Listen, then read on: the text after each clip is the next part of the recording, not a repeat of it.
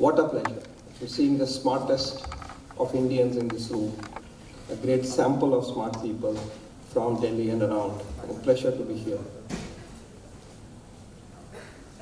The point in history where we are today is a unique one. We are the youngest nation of a reasonable size, small nations apart, the youngest nation, where 2/3 of our population is below 35 years, and you are among them. India's glory is dependent, future glory is dependent on what you do for the nation. In economics and social sciences, we call it demographic dividend. That we have a population which is productive, which is vibrant, which is smart, which is thinking, which has great attributes, qualities of head and heart, to build a great nation which has prosperity, health, wellness, and high values. This demographic dividend is special. I talked about that moment in history because this is available to us only till the year 2050. After that, we'll have more problems to grapple with. We would no more be young. So it's your generation which will take India to its peak in the history of the world and of India. So your responsibility is huge. And our responsibility is even bigger because it is for us to make sure that we enable you and we charge you and we work with you, we understand you in the service of the nation. Today, we have joined our hands for one of the critical components of wellness of the society and health and wellness of the society, namely the mental health.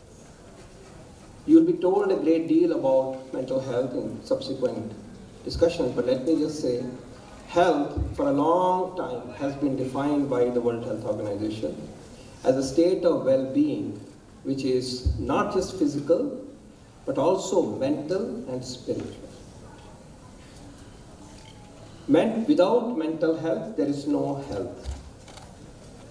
And you have joined today to add your voice and your vibrance and your energy to that great cause. Mental health compared to physical health, or mental illness compared to physical illness has several difficult dimensions. It's something which is not understood by the family, by people. It's internal above all. And when it becomes truly external, situation becomes even worse. Those challenges have to be met in the framework of human-centric, family-centered mental health. And its important components include preventive and promotive issues. And perhaps the most important one in that regard is the preventive aspect. Averting serious problems. Averting at the very instance, and if there are early signs of an issue, we avert at that level. We call it secondary prevention, in a way. So you are today soldiers of that movement. Let me say 3 things which need your attention in terms of issues within mental health. Firstly, 3 bigger issues. This rising epidemic of suicides among young people. This concerns you. I'm talking about issues now which are mental health vis-a-vis youth, and we'll come back to what you can do. The commonest cause of death among the young people, smart young people, India's future, is now appearing to be suicides. And that has a connection with the state of mind. And that's about mental health. So we need to address that. And you'll hear how that has to be done. That will follow in the discussions later. Second cause of death among youth, adolescents and young people is accidents. Injuries and accidents, which links to healthy behavior or sensible, responsible behavior when you drive. And among other things, it includes wearing helmets and not to drive when you're drunk. And I'll come to drinking pill in a moment. Not to be rash, not to be spontaneous, be mature. So we want you to be change agents in that regard. My third concern relates to the issue that's an emerging problem that we see as parents more than public health people. And that relates to distorted connection with the cell phones, the social media, and computers. Beyond a point, it becomes a problem. One problem that I'm seeing in my practice as a pediatrician is young people don't sleep enough. So many of you are now sleeping at 2 o'clock, 1 o'clock, even later. It's not done. If you don't take good sleep, there are mental health consequences and physical consequences, and of course, you disturb your own life as well as life of other people. It's also a harbinger of severe problems, cardiovascular problems. Dr. Bahal is here. He's top cardiac specialist. Remember, and that's one message I'm giving you before I go to my last point. Remember, when you see a screen which is a cell phone screen or a TV screen or a computer screen, laptop screen, it has a blue range of light. And that range does not allow a hormone to be released from the pineal gland, which sits here, which is melatonin. And if melatonin doesn't come into circulation, you cannot sleep. So please learn to have a healthy sleep, which means you have to shut off these screens. Lower the lights, because it is the darkness that stimulates melatonin, which is physiologically critical and necessary condition to sleep. So one message to you is, please, if you have that issue of not taking 7 to 8 hours of sleep, watch out, because you can never be a productive and optimally productive Indian in the service of this nation if you don't sleep well. So these 3 messages you will keep in mind. Now I come to your role as youth.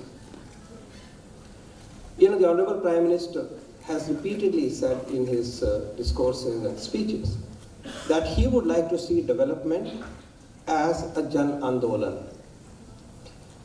And he cites a very wonderful example of independence struggle. And what he said was that there were random and very significant efforts to throw out the colonial powers for many, many years, hundreds of years. But what Mahatma Gandhi did was to create that movement, channelize that movement into one big Jan Andolan, where everybody became a part. From a student to a farmer, to a tailor, to a teacher, to an advocate, and so on and so forth. And the change happened. And it is so apt, because if you want to make a big difference to our country and have new India, we have to make development as a Jan Andolan. And health as a part of development has to be a Jan Andolan. Mental health has to be a Jan Andolan. And indeed, the leadership of the institute here, Nand and Dr. Chadha, is trying to do exactly that, bringing people so that we become part of a great movement. So I first congratulate you, but second, I expect that all of us will stimulate this movement outside our own institutions and this hall and so on. It must become a youth movement. Mental health, as you would read from today's papers, is in some ways neglected. There are many reasons for it. The stigma, not having very powerful vaccines against mental health, let's say, or drugs that can prevent. It's a conversation. So it's a difficult thing to do. It's all ultimately about the environment, the family, socioeconomic dynamics, genetics, put together. So it is difficult, but then it has to be tackled. Your generation and India of your generation cannot be mentally unhealthy. Then we will be ruled by the Chinese and others. We cannot let it happen. Therefore, please convert this enthusiasm into a movement and convert the movement into a better lifestyle, healthy behaviors. There is no place for tobacco and alcohol. There is no place for substances in your life.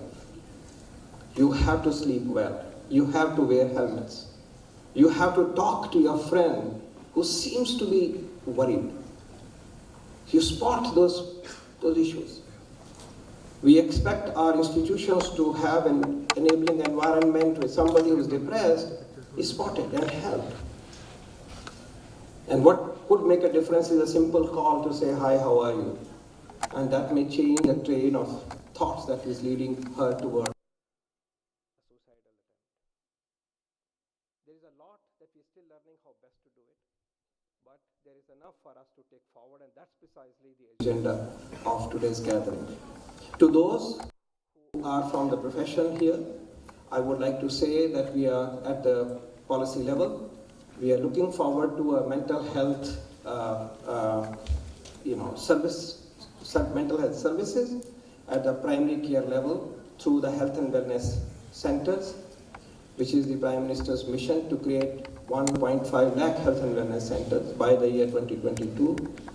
I would like to see a mental health package embedded there, which can be driven by the grassroots workers, with of course referral linkages as appropriate. I like to see academia testing these out in districts so that we know it is valid. It should not be only something that we scribble, that we can do by 12 o'clock today, but that's not the only thing. It must be tested, it must be demonstrated. We must have models which are on the scale of a district and beyond, so that the impetus given by the Mental Health Act, impetus given by the Ayushman Bharat, impetus given by the global commissions that you hear about, and impetus given by your energy is translated into an actual action toward individual and to the society. With these words, my gratitude, and have a great day, and celebrate the Mental Health Day and the Mental Health Week, and be a part of change. Thank you very much. Jai Hind.